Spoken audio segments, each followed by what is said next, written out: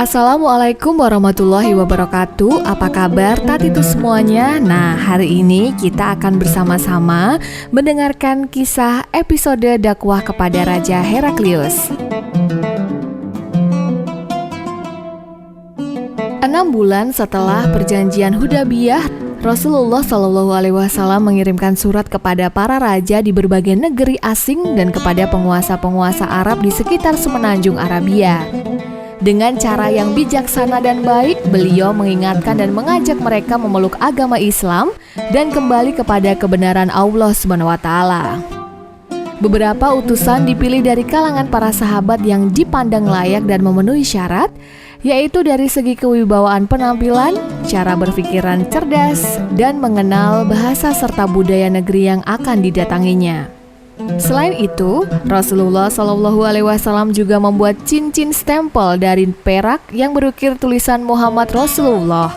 Karena pada masa itu, raja-raja dan para penguasa tidak akan bersedia menerima surat tanpa cap.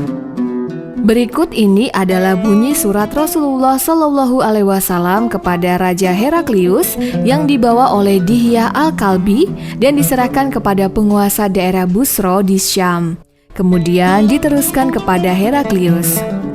Bismillahirrahmanirrahim. Dari Muhammad hamba Allah dan Rasulnya kepada Heraklius Maharaja Romawi. Salam sejahtera bagi orang yang mengikuti petunjuk yang benar. Amma ba'du. Dengan ini saya mengajak Anda memeluk agama Islam. Terimalah agama Islam, Anda tentu selamat dan Allah akan melimpahkan pahala 2 kali lipat kepada Anda. Bila Anda menolak, maka Anda akan memikul dosa orang Arisi. Hai para ahlul kitab, marilah kita sama-sama berpegang pada kalimat yang satu dan sama antara kami dan kalian, bahwasanya kita tidak menyembah selain Allah dan kita tidak menyekutukannya dengan apapun juga, dan janganlah yang satu di antara kita menjadikan yang lain sebagai Tuhan selain Allah. Namun, jika mereka menolak, maka katakanlah, saksikanlah bahwa kami ini adalah orang-orang yang berserah diri kepada Allah. Dikutip dari Al-Hamid Al-Husnaini di dalam bukunya.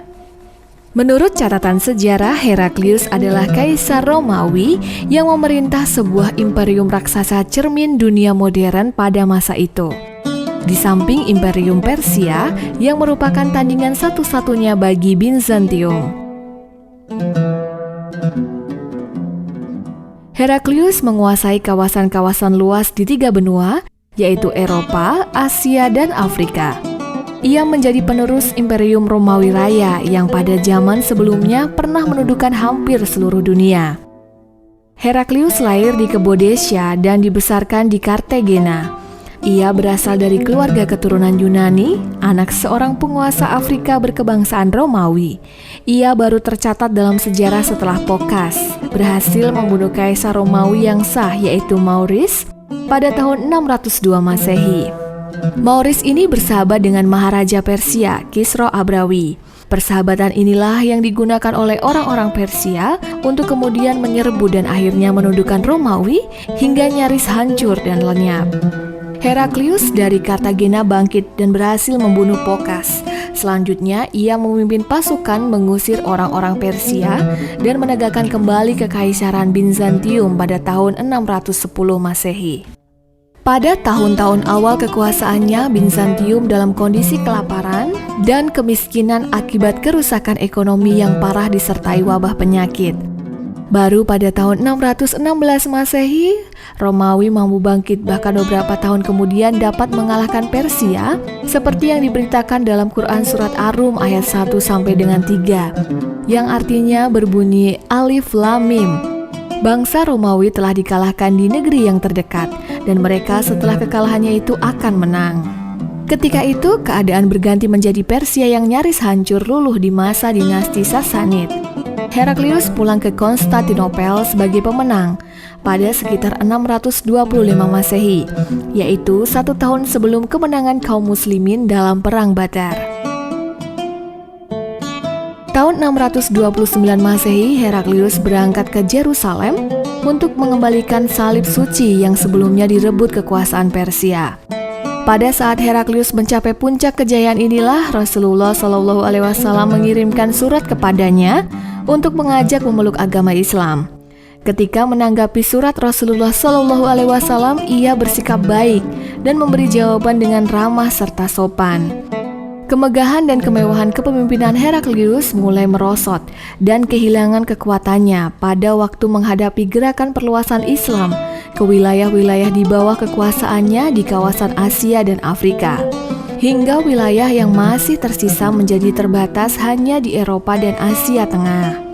Heraklius termasuk di antara raja-raja terbesar di dunia, luas wilayah, kekuatan angkatan perang, dan kemajuan ekonominya tak tertandingi oleh raja-raja lain kecuali Maharaja Persia, Khosrow Abrawis atau Khosrow Abrawis II.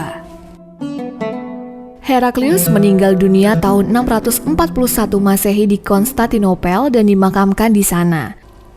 Setelah menerima surat dari Rasulullah SAW, Raja Heraklius ingin mengetahui dengan pasti kenabian beliau. Ia memerintahkan punggawanya agar mencari orang yang sekiranya dapat memberikan informasi yang jelas, yang jujur mengenai kenabian Muhammad.